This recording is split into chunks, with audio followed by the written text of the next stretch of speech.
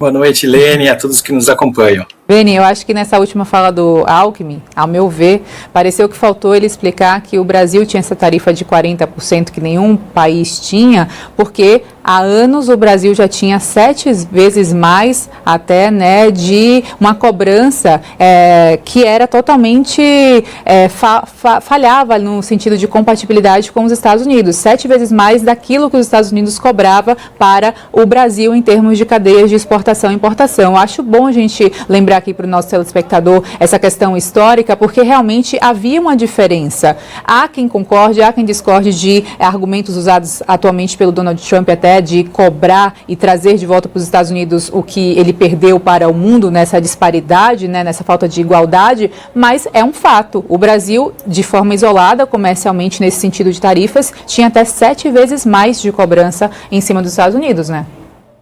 É isso mesmo, e de certa forma, o que Donald Trump tentou fazer com a imposição das tarifas de forma desigual foi tentar contornar essas distorções, como você muito bem trouxe, que haviam historicamente. A alternância de poder em democracias, ela tem esses efeitos colaterais, né? Eu sempre serei e sou a favor da democracia, mas ela tem esses efeitos colaterais, e que entra no presidente com vieses diferentes, ele pode ser mais flexível em termos de taxas, tarifas, acordos com países de maior interesse e menor interesse, e assim o é nas democracias do mundo inteiro. Então, o que nós temos percebido é um movimento muito forte nesse segundo mandato de Donald Trump de tentar realinhar desarranjos históricos provocados pela alternância de presidentes nos Estados Unidos, especificamente no que tange ao comércio exterior, à estrutura internacional. E aqui, Helene, eu quero só fazer um parênteses do movimento que nos trouxe até aqui.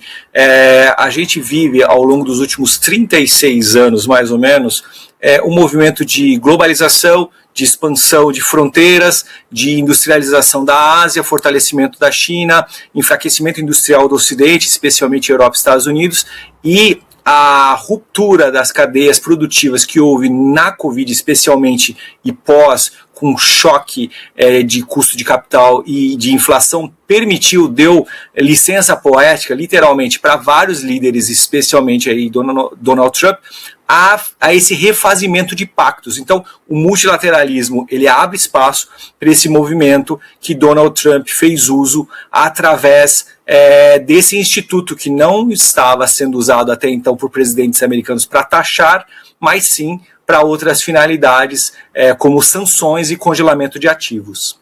É o tal do livre e justo comércio, né? A gente sabe que aqui do lado da Argentina tem um alinhamento muito mais forte em agenda bilateral nesse sentido de livre e justo comércio. O Brasil, com o advento do tarifaço, ele tentou abrir ou se aproximar de mercados já existentes, como a própria Ásia, enfim, a Europa. Agora a gente está nesse compasso de espera, Mercosul, União Europeia. E queria te ouvir, como é que a gente acompanha esse novo horizonte que o Brasil não só tenta desbravar ou realinhar, reaproximar, em contrapartida com essa questão dos Estados Unidos, né? O Alckmin já falou que em março vai ter uma reunião entre Trump e Lula, mas mesmo assim a gente fala ainda de uma falta de alinhamento como um todo com os Estados Unidos, de uma forma mais fina, um afinamento nesse alinhamento. Beni, como é que isso reflete nos números do mercado, visto também o fechamento de hoje, por exemplo?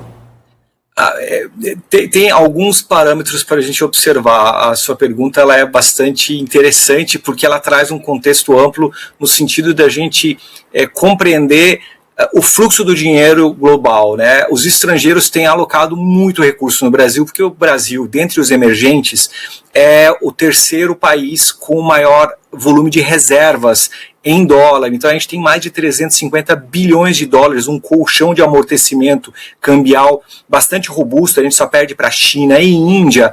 E, além disso, a gente foi fazendo ao longo das décadas muito dos deveres de casa para entender esse jogo global de trading. Nosso agro, nossa estrutura primária, né, de petróleo, minerais, ela é bastante robusta, basta observar o que está acontecendo com a Bolsa, e os fundamentos das nossas empresas, especialmente as blue chips listadas, elas são bastante fortes, e isso atrai o investidor internacional.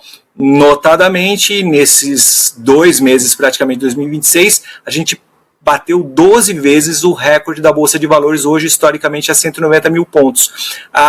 Então o fluxo de recursos internacionais para emergentes, especialmente Brasil, deve continuar acontecendo e eventualmente se fortalecer face a esse revés que Trump teve.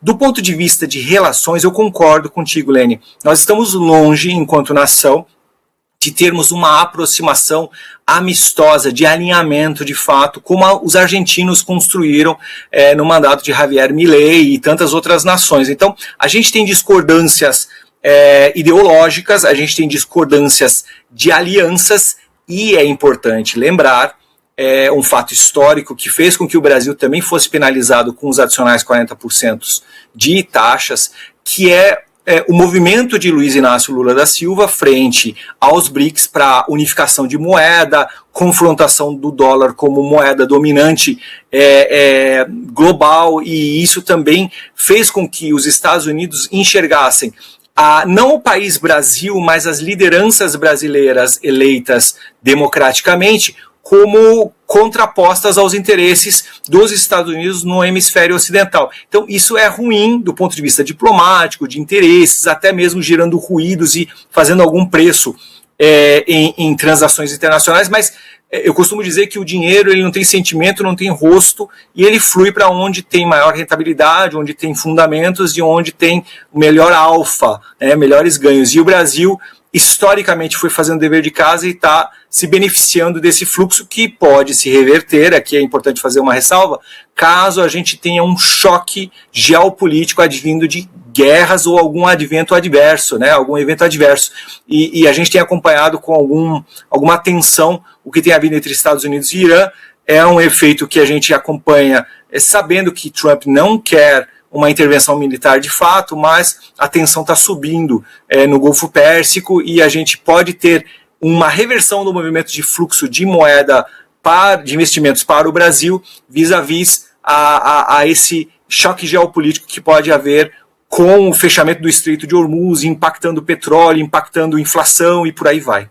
Veni Fard, muito obrigada pela participação, sempre bom te ouvir. Ótimo final de semana e até a próxima. Para você também e a todos que nos acompanharam.